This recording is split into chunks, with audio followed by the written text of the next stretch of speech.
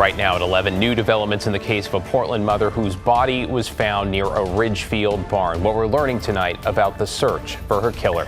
Plus, not your ordinary bucket brigade, how a local ice cream shop got some support salvaging its business after a fire broke out. And later, time for some hockey as the Winterhawks take on Moose Jaw in Game 1 in their quest to become champions. Well, a very good evening, everyone, and welcome to the weekend where we are turning our gaze skyward because in just the last few minutes, the northern lights have revealed themselves over the northwest. This is a live look from our Chinook Wooden Sky camera in Lincoln City, where the Aurora Borealis is already putting on quite a show. Thanks for joining us. I'm David Molko along with Chief Meteorologist Matt Zaffino. And Matt, this is really exciting. That's exactly what I was thinking too, David. Well, I've been tracking this as they showed up first in the southern hemisphere, then over in Europe, then in New England and New York State, over to Minnesota, as far south as Flagstaff, Arizona, even in Florida. You showed us the Chinook Wind Sky Cam. This is Cannon Beach. You can see color in the sky from the Cannon Beach Sky Cam as well, so out over the coast. And then this is from the Dalles, perhaps our best sky camera right now, showing the green striping and some purple there too. So again, this is live. This is happening right now. This is out of the gorge. The key is to get away from city lights, although I talked to a friend, said he can see them from his front yard in Lake Oswego. So, you know, if they're bright enough and you can get away from most of the glare, you might be able to see them from your own backyard, depending on where you are and what kind of a view you have. Now, these are likely to continue to go off for a few hours. There have been several solar storms, and they catch up to each other, and that's why they're called cannibal. It's called a cannibal solar storm. And there's been another one that just went off later on tonight. This is from the southern hemisphere earlier in the day down by Melbourne, Australia there. And so here's what happens. Here's how the northern lights form. When you get these solar flares, it sends energized particles more than normal off the sun. It hits the Earth's magnetic field. The weakest part of the magnetic field is at the poles. And so those particles get sucked into the magnetic field. And if it's a really energetic flow, then you see the lights farther south or farther equatorward, I should say, than we normally do. And the color is also representative of what molecules are being excited by those solar particles. You see the blue ones is nitrogen, the red ones are oxygen. So we look at something called the K index or the KP index to judge how strong these storms are, kind of like the hurricane scale. But this one goes up to 9, and we normally want to see it get up to about 7 to see the northern lights in Portland. It's been peaking at 9 the last couple of hours. So it's a very strong solar storm, likely to continue for a few hours, at least until about 2 a.m. is when this usually goes. So get away from the city lights if you can. Look to the north. It's quite the show. David? Matt, that is absolutely amazing. Hey, I have to ask you before we go, I don't know if you have the graphics, but the heat today, we broke some records, right? We did. We'll talk about that a little bit later on. Now, I got the graphics, but we hit 91 today. That's a new record in Portland. We're going to cool off a little bit tomorrow, a little bit more, quite a bit more actually on Sunday. So we'll do all the heat stuff in a bit. All right, you're a busy guy tonight. Thank you. New tonight, it appears the heat that Matt just talked about led to a water rescue this evening on the Sandy River near Lewis and Clark State Park. The Multnomah County Sheriff's Office says a man became disoriented while going for a swim and was pulled to safety by another swimmer. He was taken to the hospital and is expected to survive. Deputy Jason Tyrus explains the dangers of cold water shock. Right now the water's running at 55 degrees, so you're going to get that cold water shock if you jump in, where you gasp and that's when you're most dangerous. So you got to really calm your breathing so you don't suck in too much water and have that a drowning effect. Definitely that shock, you know. It's probably 40, 50 degree water. It's very, very chilly. Well, officials say always wear a life jacket and remind folks that alcohol and swimming, especially when it's 45 degrees in the water, do not mix. Well, a fire this morning badly damaged a popular ice cream shop and other businesses along East Burnside and left people who live above those shops displaced. Catherine Cook talked with some of those who are impacted and joins us now. Catherine. And David, of course, it was a tough day for everyone, but they're grateful no one was hurt. And they're thankful for the incredible support. They say everyone in the Buckman neighborhood has stepped up to help. I've had some tears today. It's been a tough day. Chad Drazen spent Friday morning completely numb as firefighters rolled into his ice cream shop, 50 Licks. The building on Southeast 28th and East Burnside was on fire. They were pulling down the ceiling. The fire had spread through the walls from the basement The basement fire must have started early this morning. No one knows what caused it. The alarm started going off and the cats just went running. Kenz Wilkerson lives in one of the 6 upstairs apartments. I immediately opened my front door to go notify everyone in the building, and a bunch of smoke was in the building. That smoke spread to every business in the building.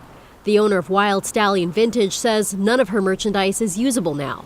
And at Cream Salon, I was just in complete shock. Owner Nicole Martinez says her space is uninhabitable. Yeah, everything in there, it's damaged. Like everyone here, Martinez is thankful no one was hurt and just trying to stay positive. We're hoping to make it through all this. I think we're all trying to support one another. Support is nothing new in this community. Everyone here depends on everyone here. We survive from the movie theater across the street and all the restaurants up and down the block. Everybody's feeding into each other. Kenz felt that right after the fire from neighbors and strangers. They were immediately like, you want to come over right now and have a place to rest, offering me shelter, food, clothes, everything they could. So it was really sweet to just have a community jump in and be willing to take care of me. Even firefighters went above and beyond.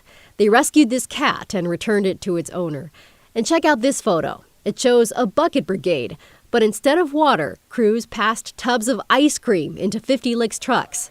Chad has 2 other shops in Portland, but says this one does as much business as the other 2 combined.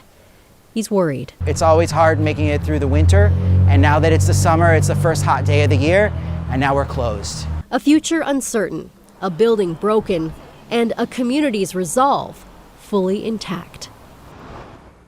This weekend, 50 Licks will park an ice cream truck next door on East Burnside. They appreciate those who plan to visit them there or their other locations. The cause of the fire is under investigation. David. Thank you, Catherine. All right, we have an update this evening in the case of a Portland mother who authorities say was murdered and whose body was dumped near a barn in Ridgefield.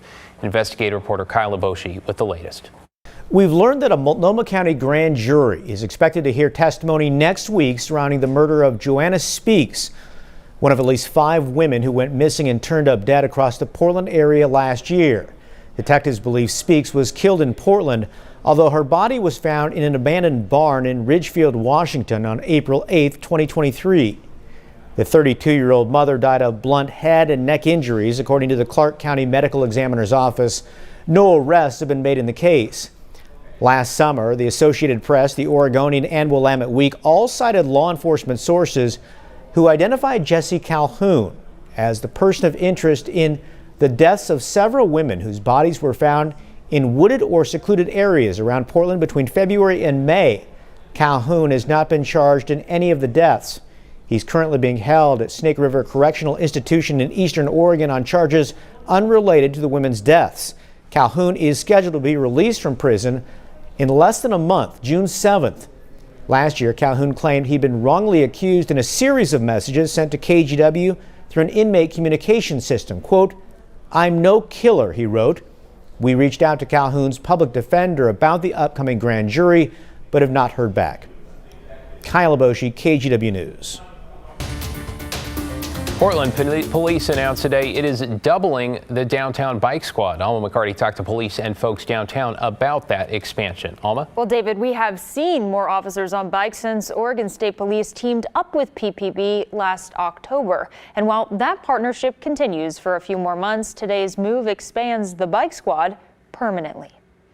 And then there were 4 more officers and a sergeant, doubling the size of PPB's bike squad. It's all proactive police work. The new team will work Wednesday through Saturday from 2 in the afternoon to midnight. The goal is to supplement what the current bike squad has been doing over the last few years, but at night. Sergeant Jerry Ciota explains that's focusing on stolen vehicles, vandalism and graffiti, unlawful weapons possession, and drug enforcement. The squad has arrested 70 dealers, it says, in the last 14 months and seized over 1 kilo of fentanyl. I am not arrogant enough to say that we've made all the difference in the world in what we're seeing in the changes in downtown.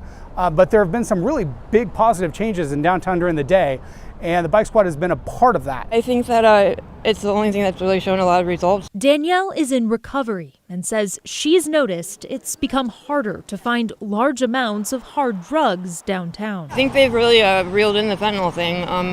From the drug user standpoint, like they're scrambling because it's not flooded. We know from conversations we're having with people we're arresting that they don't carry that amount of drugs with them anymore because of the direct impact that the bike squad has had. And Harold Giberson, out enjoying his Friday evening, it's such a beautiful day today, says doubling the bike patrol could attract more people to do the same. All over downtown Portland would be good, I think, and the presence would, I think, make it nicer for people like us to come and hang out here. Now, in addition to working evenings, the new bike squad will team up with PPB's entertainment detail that works weekend nights. And the Bureau adds the squad can also adjust its hours for special missions. David? Thanks, Alma. Appreciate that. You're watching KGW News. Straight ahead on this Friday night, how an archivist at Portland State's Library apparently saved some valuable parts of its collection from protesters. Plus, the northern lights are shining bright all across the country. We're going to give you another live look from our region right after this.